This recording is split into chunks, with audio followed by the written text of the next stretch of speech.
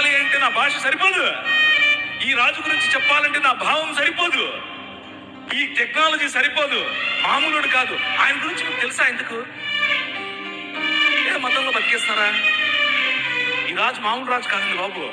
విజ్ఞానమునకు రాజు, జ్ఞానోత్సవానికి రాజు, విముక్తికి మార్గం, శాంతికి మార్గం, నీతికి కేంద్రం, పవిత్రతకు ఒకే ఒక్క మార్గం నీ రాజు.